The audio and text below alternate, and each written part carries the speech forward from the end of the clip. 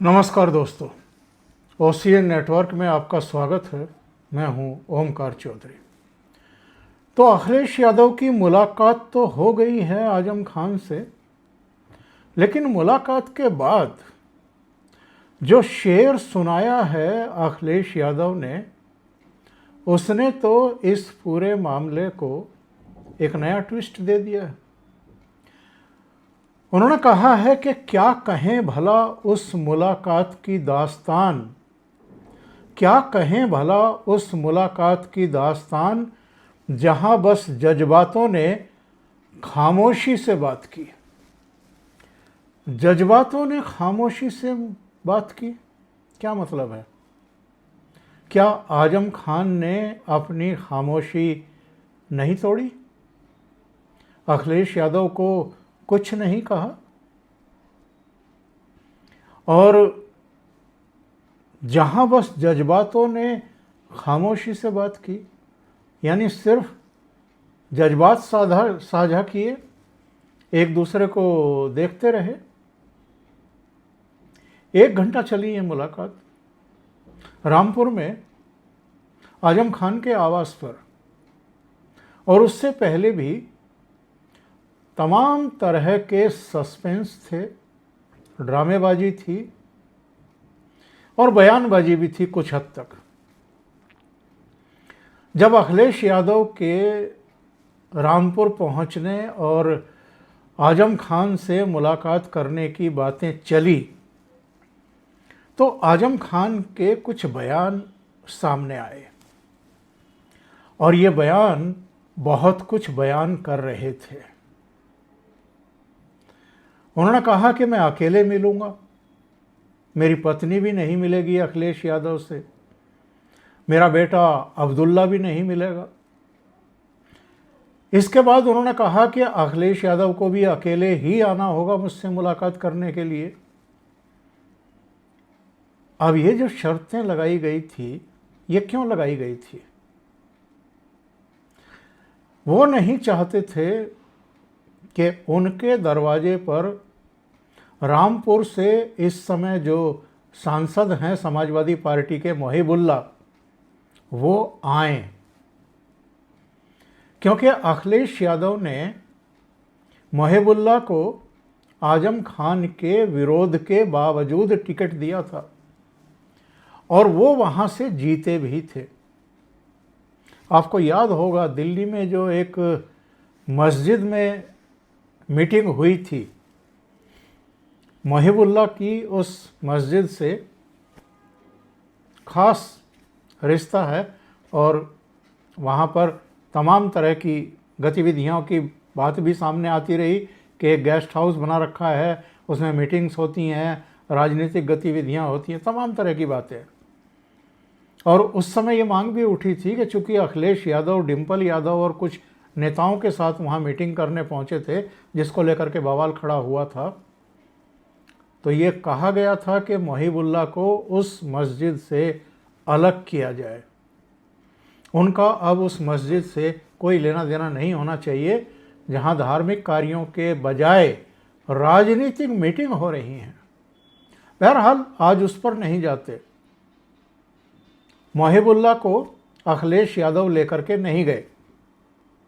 बताते हैं कि बरेली में उनको उतार दिया था हेलीकॉप्टर से, क्योंकि अखिलेश यादव के रामपुर पहुंचने और आजम खान से मुलाकात करने से पहले भी हाई पॉलिटिकल ड्रामा हुआ है।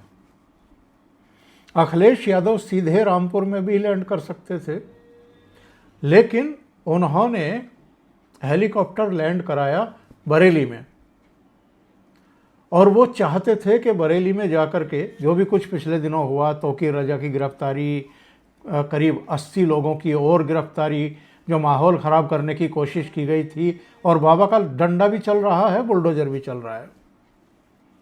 बहुत गंभीर धाराओं में तौकीर रजा को और उनके समर्थकों को, करीबियों को अंदर किया गया है, और इनको सबक सिखाने की पूरी तैयारी है।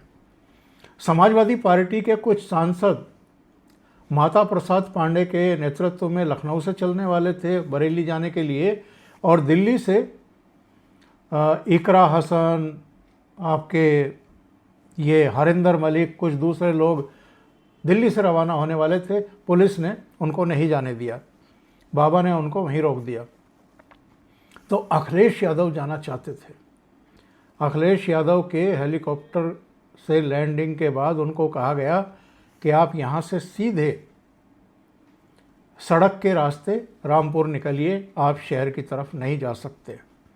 वैसे शासन प्रशासन ने अखिलेश यादव को ये सलाह भी दी थी कि आप बरेली लैंड करने के बजाय मुरादाबाद लैंड करिए और वहाँ से सड़क मार्ग से आप रामपुर चले जाइए। और मेरी तो समझ में यही नहीं आ रहा है कि वो बरेली में लैंड करके वहाँ से क्यों जाना चाहते थे, या मुरादाबाद में उनको लैंड कराने की सलाह क्यों दी गई। सीधे रामपुर में जाकर के वो लैंड करते और मुलाकात कर लेते। बहरहाल वो पहुँचे, बाद में रामपुर में ही उतरे, जौहर यूनिवर्सिटी गए, वहाँ कार्यकर्ताओं ने उनका स्वागत किया। और हेलीपैड पर सुनते हैं कि खुद आजम खान पहुँचे हुए थे उनका स्वागत करने के लिए, उनको रिसीव करने के लिए। वहाँ से साथ ही गाड़ी में दोनों आजम खान के आवास पर पहुँचे और अखिलेश यादव अकेले ही थे जो अंदर गए, यानी शर्त के हिसाब से अखिलेश यादव ही अंदर गए। अब आजम खान ने मुहिबुल्लाह को तो इसलिए नहीं परमिशन दी कि साहब उनको लेकर के वो नाराज हैं तो हैं, उनको वो नहीं चाहते कि उनके घर पर आए। अखिलेश यादव चूंकि पार्टी के नेता हैं, मुलायम सिंह यादव के सुपुत्र हैं, राज्य के पूर्व मुख्यमंत्री हैं, समाजवादी पार्टी के सर्वमान्य नेता हैं, तो उनको कैसे मना करते। शुरू में खबरें आ रही थी कि मिलना नहीं चाहते हैं, लेकिन फिर मिले। मिलने के बाद अगर अखिलेश ये कह रहे हैं कि क्या कहें भला उस मुलाकात की दास्तान जहां बस जज्बातों ने खामोशी से बात की, क्या आजम खान ने अखिलेश यादव से जो घंटे भर वो वहाँ रहे कोई बात नहीं की है, कोई खामोशी नहीं तोड़ी है? और बात तो हुई होंगी, लेकिन जो गिले शिकवे हैं आजम खान के दिल में वो उन्होंने अखिलेश यादव के सामने बयान नहीं किए। इसका मतलब ये है, और किए भी होंगे तो ये पॉलिटिक्स है, और अखिलेश यादव इतनी पॉलिटिक्स तो समझ ही चुके हैं कि क्या कहना है, क्या बताना है मीडिया को और क्या नहीं बताना है। लेकिन इस पूरी मुलाकात में एक पेंच है और कुछ बयान भी हैं। आजम खान ने ये कहा कि मैं जेल में रहा, मुझसे मुलाकात करने कोई नहीं आया, और कुल मिलाकर के दोनों बार, बीच में सुप्रीम कोर्ट ने एक बार रिहा कर दिया था, जमानत पर छोड़ दिया था, फिर गिरफ्तार हुए, फिर करीब 27 महीने बाद बाहर आए। दोनों बार मिलाकर के करीब 5 साल वो जेल में रह चुके हैं, और उन पर 90 से ज़्यादा मुकदमे हैं। अभी एक का ही फैसला आया है, बहुत सारे मुकदमों का तो फैसला आना है। तो सवाल ये है कि ये जो शिकायत है आजम खान की कि आप बयानों में तो कहते हैं कि जी बड़े वृक्ष हैं, पुराने नेता हैं, इनका अपना एक सम्मान है, इनकी अपनी एक छाया है, इनकी अपनी एक पार्टी में भूमिका है, लेकिन मुलाकात करने नहीं गए, कोई और भी नहीं गया।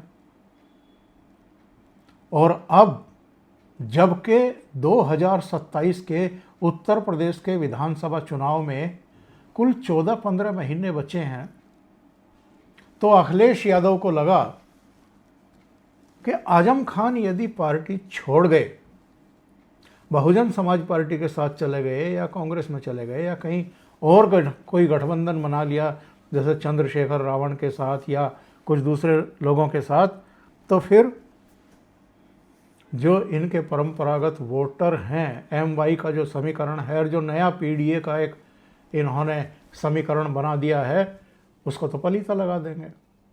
हालांकि ये सब जानते हैं कि इनके विरोध के बावजूद जया प्रदा भी रामपुर से जीती और अब मुहिबुल्लाह भी जीते ही हैं और अच्छे खासे मतों के अंतर से जीते हैं। तो आजम खान से रामपुर के लोग भी कोई बहुत खुश नहीं हैं और सारे मुसलमान और सारे मतदाता समाजवादी पार्टी के समर्थक आजम खान के साथ ही खड़े हों, ऐसा भी नहीं है। तो बहुत सारे पेंच हैं। वैसे तो अखिलेश यादव के बारे में कहा जाता है कि उन्होंने एक एक करके उत्तर प्रदेश की अलग अलग पॉकेट की जो मुस्लिम लीडरशिप थी उसको लगभग ख़त्म कर दिया है। याद करिए ना, मुख्तार अंसारी या अतीक अहमद और अब लगभग आजम खान भी किनारे और दीवार से लगे हुए हैं, पर केवल इसलिए कि मुसलमानों को एक मैसेज देना है कि अखिलेश यादव देखो कितने हम्बल हैं, कितना सम्मान दे करके चलते हैं। आजम खान भले ही शिकवे शिकायतें कर रहे हो, बयानबाजी कर रहे हो, लेकिन वो उनसे मुलाकात करने के लिए देखिए रामपुर पहुंच गए। लेकिन आजम खान की एक शिकायत कि ईद पर उनकी बेगम अकेले घर में बैठ कर के आंसू बहाती रही और कोई उनसे मिलने नहीं आया, यहाँ तक कि किसी ने फ़ोन पर भी उनसे ईद के रोज़ बात नहीं की। इसका मतलब ये है कि आजम खान भरे बैठे हैं और इस मुलाकात के बावजूद बर्फ़ पिघली नहीं है, शिकवे शिकायतें ख़त्म हुए नहीं हैं। पर अखिलेश यादव, जैसा मैंने कहा है कि चतुर सुजान है, वो कम से कम पूरी मुस्लिम कम्युनिटी को ये मैसेज देना चाहते थे कि भाई देखो, अगर मुझसे शिकायत थी, अगर मैं इनसे जेल में मुलाकात करने के लिए नहीं जा पाया, तो कम से कम जब ये रिहा होकर के बाहर आए हैं तो मैं उनसे मिलने भी गया, उनको मनाने भी गया। अब वो माने ना माने या कहीं और रुख अख्तियार करें, अब ये उनके ऊपर है। अभी के लिए इतना ही। बहुत बहुत धन्यवाद। अगर आपको ये चैनल और इसके कंटेंट पसंद आ रहे हैं तो लाइक करें, कमेंट करें, वीडियो को शेयर भी करें। अभी तक अगर आपने ये चैनल सब्सक्राइब नहीं किया है तो सब्सक्राइब कर लें और साथ में लगे बेल आइकॉन को दबा दें ताकि आगे आने वाले वीडियो और उनके नोटिफिकेशन आप तक पहुंचते रहें। बहुत बहुत धन्यवाद। नमस्कार।